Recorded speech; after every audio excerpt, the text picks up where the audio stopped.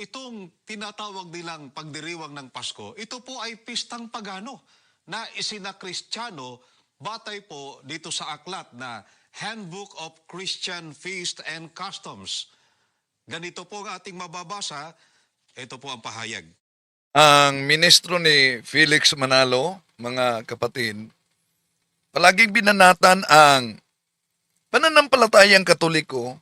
Gamit din nila itong Aklat Katoliko, Christian Feast and Custom, Handbook of Christian Feast and Customs. Lumang aklat. Para palitawin na ang ating aral ay nagmula daw sa mga pagano.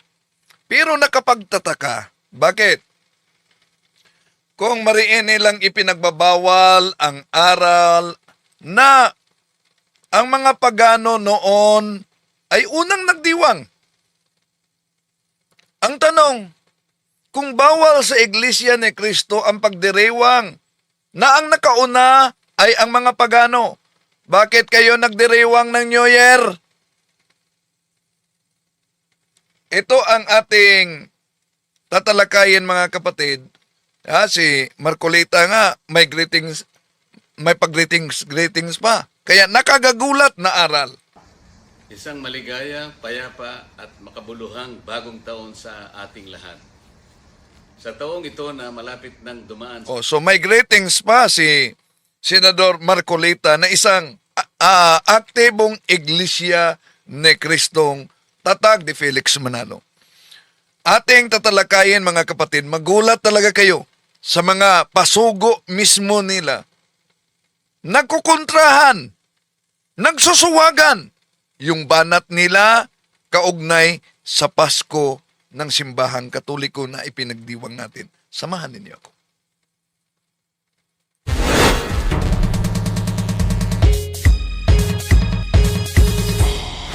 Kumusta? Welcome. Itong inyong lingkod, Brad Wendell Talimong.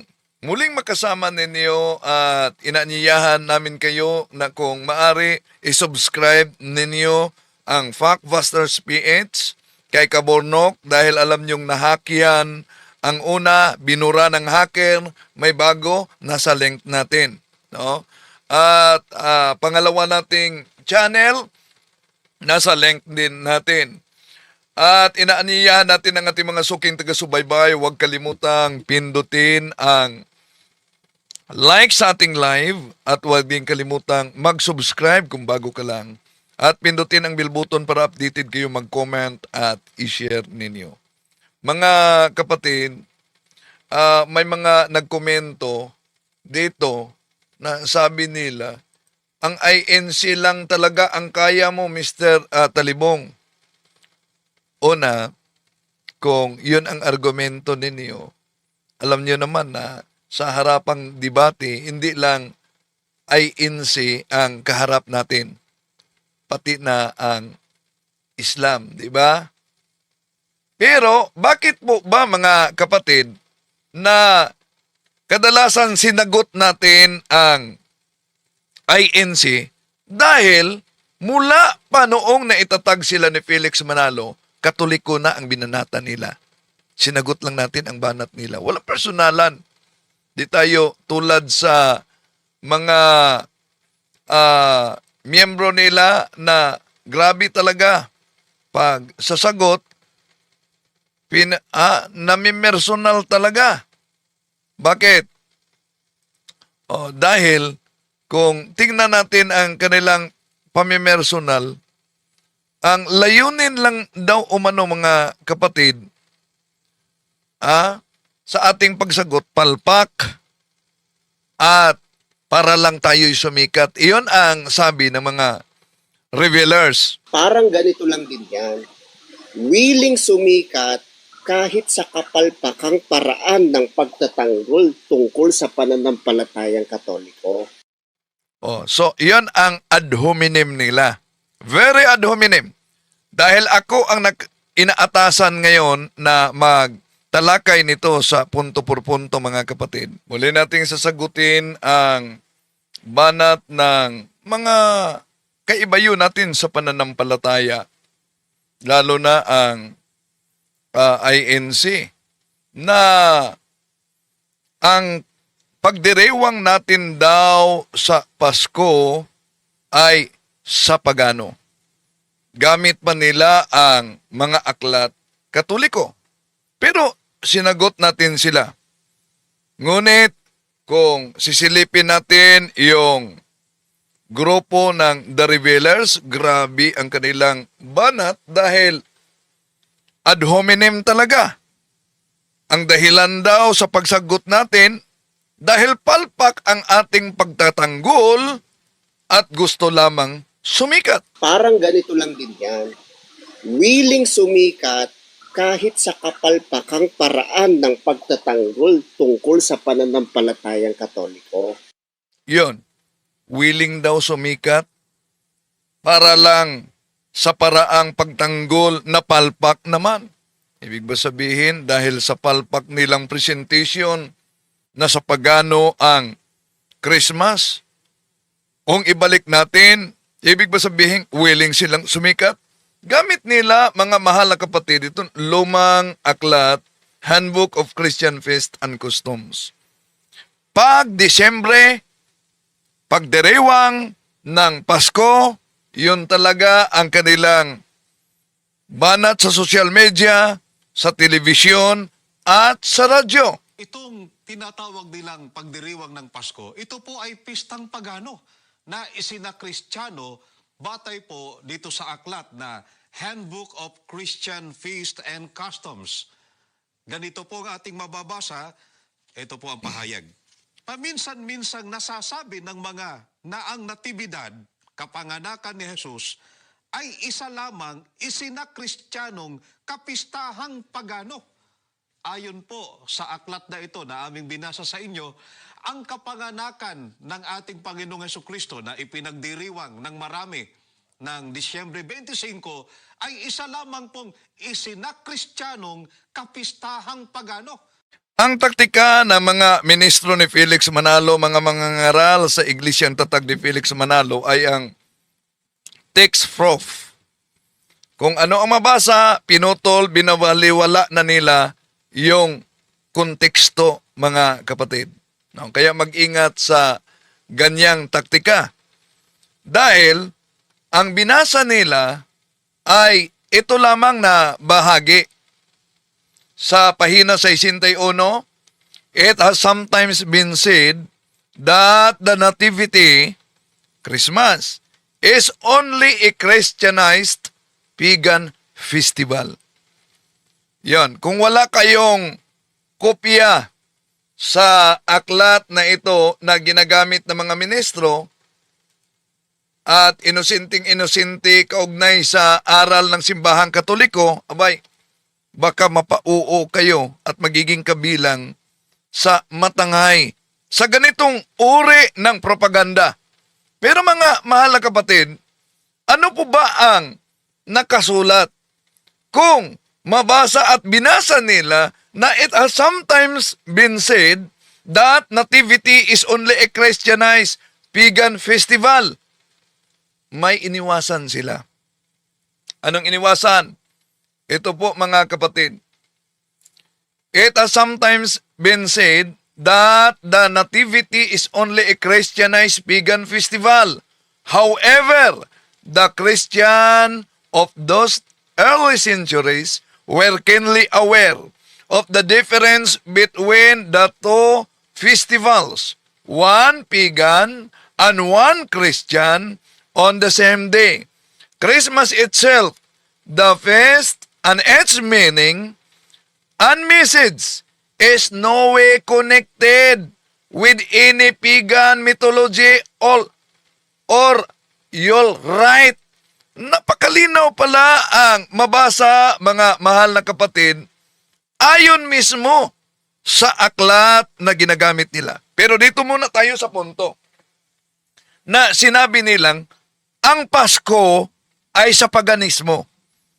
Mga mahal na kapatid, hindi po natin layunin na saktan ang damdamin sa mga kaanib dahil alam kong nadala lang kayo sa mga pandoktrina. Pero sa lahat ng mga nagsubaybay sa atin, makatulong kayo sa ating evangelization. Kung ang mga videong ito sa iba't ibang channel sa mga kasama, inyong i-share sa mga kapatid dating mga Katoliko para maiwasan yung pambubudol. Okay. Dito tayo sa argumento nilang ang Pasko ay sa paganismo. Mga mahal na kapatid, kung ang Pasko ay sa paganismo, yung kapistahan, yung pagdiriwang natin ng Kapaskuhan, kung ito'y sa paganismo, ang tanong, bakit nasa kanilang Pasugo Magazine na sinabing ang Pasko natin? Ito, pakita ko sa inyo ha. Ang may akda nito ay si Emiliano Agustin. Ang Pasko natin, tula ni kapatid na Emiliano Agustin. Ang tanong kung ang Pasko ay sa paganismo, iba't meron silang Pasko natin. Hindi lang yan. Desembre 1957. May binanggit sila, gumagamit sila ng salitang Pasko. Sa naturang Pasugo SU sa Desembre 1957, mga kapatid, mabasa natin. May mabasa tayo.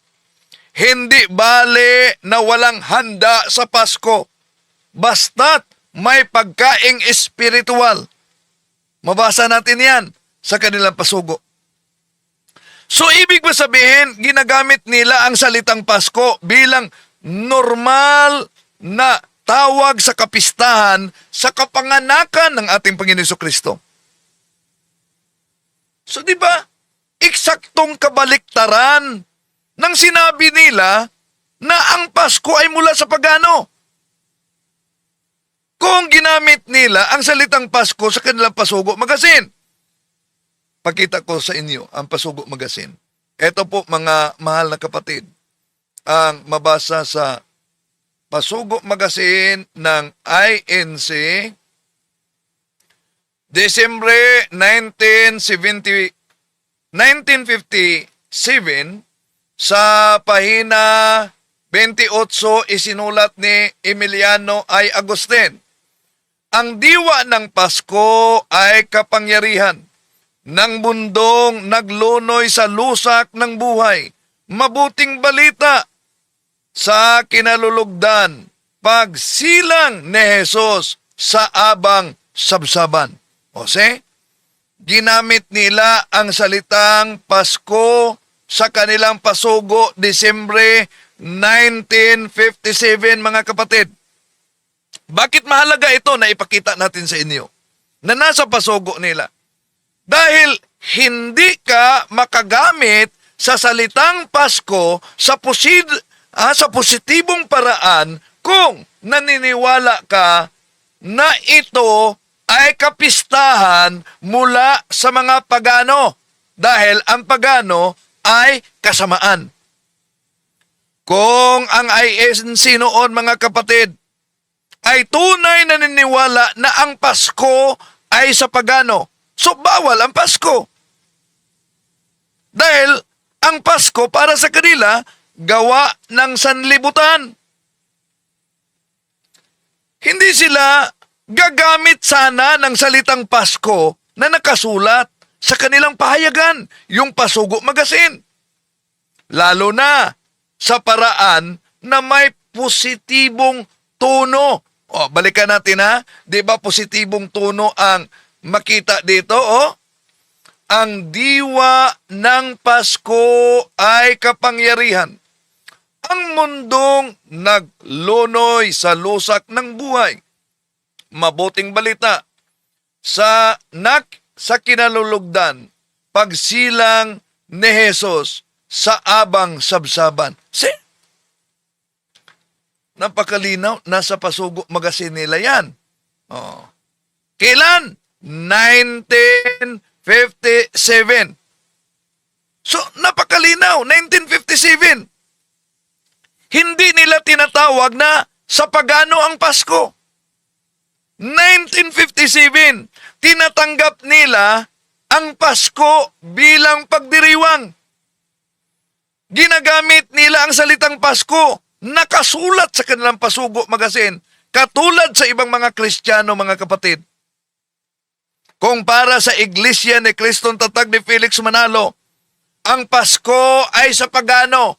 Ang tanong, bakit sa pasugo Disyembre 1952 sa pahina 64 ginagamit nila ang salita nakasulat sa kanilang pasugo, Paskong Kristiyano? O eto, napakita ko na sa inyo yan, pero eto, balik natin. Tingnan ninyo.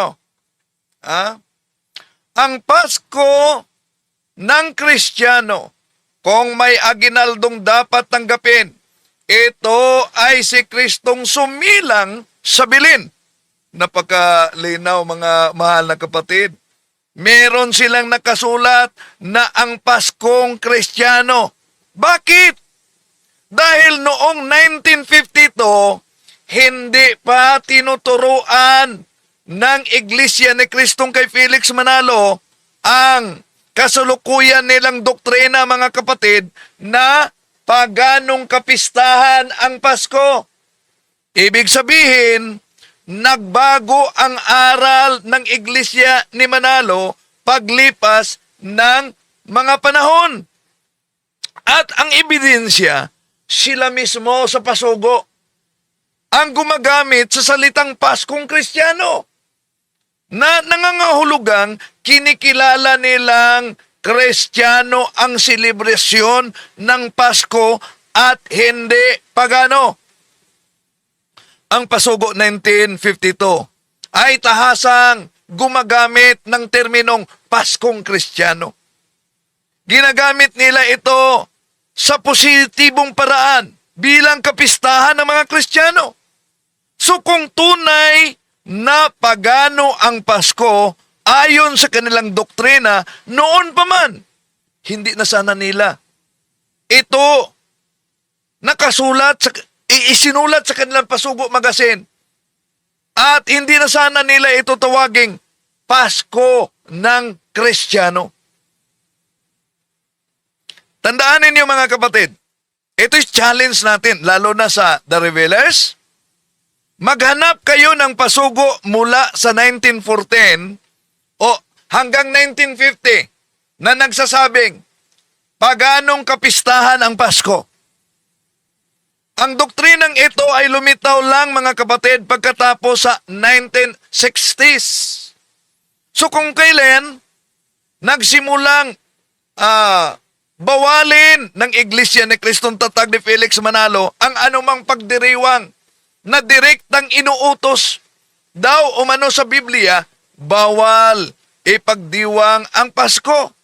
Kaya noong 1952, normal pa sa kanila ang pagsulat tungkol sa Paskong Kristiyano. Ibig sabihin, mismong ang Iglesia ni Kristong Tatag ni Felix Manalo ang napakita ng doktrinang pabago-bago. Kung Pasko ay sa pagano, bakit Kristiyano ang tawag nila? Bakit ito lumabas sa opisyal nilang magasin, ang Pasugo Magasin? Bakit wala silang tutol sa Pasko noon na sinulat nilang Paskong Kristiyano? Dahil hindi pa iyon aral nila sa taong iyon na ang Pasko ay Pasko ng mga pagano. Hindi lang yan. 1956 na Pasugo Magasin. Ito po ang ating mabasa, mga mahal na kapatid. 1956 sa pahina 10 ni Emiliano Agustin. Ang Pasko natin, sumilang si Jesus sa abang sabsaban. Tinubos tayo sa dilim ng buhay. Si Jesus ang ating Pasko, ang kapayapaang dapat matamo. See? Nasa kanilang pasugo. Diba? Nakakagulat. Bakit? Bakit may Pasko natin? sa pasugo Disyembre 1956, pahina 10, kung ang INC ay itinuturo na ang Pasko ay Pasko sa mga pagano. Ano ang sinabi sa pasugo 1956? Pahina 10, binabanggit, Pasko natin ang pagsilang ng ating Panginoong Hesukristo sa abang sabsaban. Ibig sabihin, kinikilala nila ang mismong kapanganakan ng ating Panginoong Hesukristo sa Pasko. Ano ang problema dito, mga kapatid? Alam nyo, ang malaking problema dito, kung pagano ang mismong paggamit sa salitang Pasko. Ulitin ko, malaking problema ito. Kung pagano ang paggamit sa salitang Pasko, bakit sa Pasugo Magazine 1956 nakasulat ang Pasko natin? Hindi nila pwedeng sabihing pagano ang salitang Pasko kung sila mismo ay gumagamit nito sa kanilang Pasugo Magazine upang ilarawan ang kapanganakan ng ating Panginoong Hesukristo. Kung pagano ang konsepto ng Pasko, mga kapatid, bakit tinatawag nilang Pasko natin? Aber, ang salitang Pasko natin ay nagpakitang hindi nila itinuturing masama noon ang paggamit sa salitang Pasko. Kung ang Pasko ay sa pagano, bakit ginagamit nila sa Pasugo Magazine ang salitang positibong koneksyon sa Pasko? So, diyan pa lang, mga kapatid, makita na natin yung pagbabago sa posisyon ng Iglesia ni Cristo ni Felix Manalo na naging mas anti-Pasko na ngayon sa modernong panahon. Pero marami pa iba't ibang mga nakasulat sa kanilang Pasugo Magazine, mga kapatid, kaugnay sa Pasko. Marami pa na nakasulat. Di lang yan. Meron silang pagdiriwang.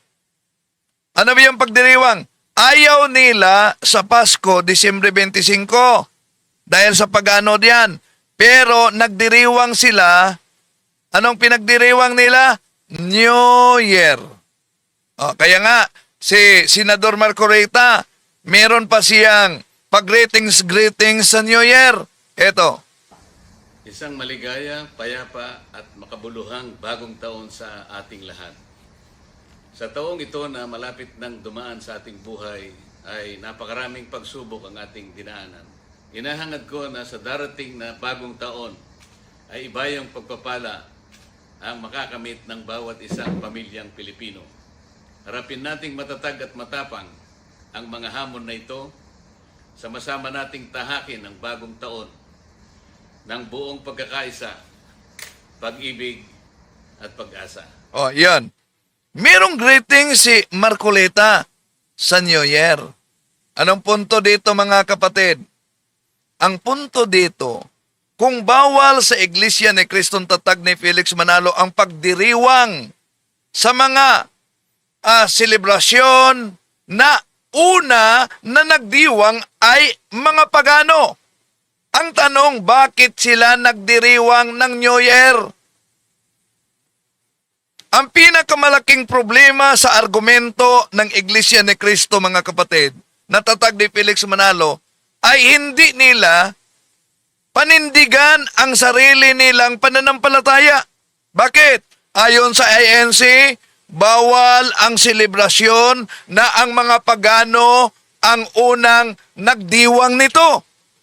Iyan ang dahilan kung bakit tinutuligsa nila ang Pasko dahil sa pagano daw. Pero noon, nakasulat sa kanilang Pasugo Magazine na ang Pasko ay sa Kristiyano. Pero ngayon, sa modernong panahon, ang Pasko ay sa pagano. Pero,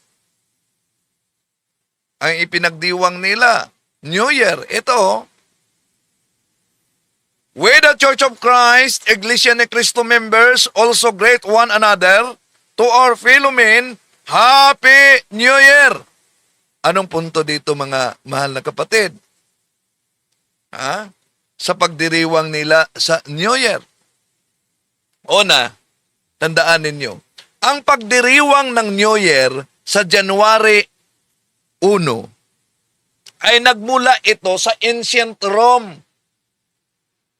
Ito'y nakalaan para sa Diyos-Diyosang si Janos. Simula at pagkatapos, pintuang bukas at sarado, paglipas ng taon, kaya mga kapatid, pinagdiwang nila ang New Year sa buwan ng January at ang January nakapangalan sa Diyos-Diyosang si Janos. Ibig sabihin, ang January 1, New Year ay mas malinaw ang pagan origin kaysa Pasko dahil una ang January direktang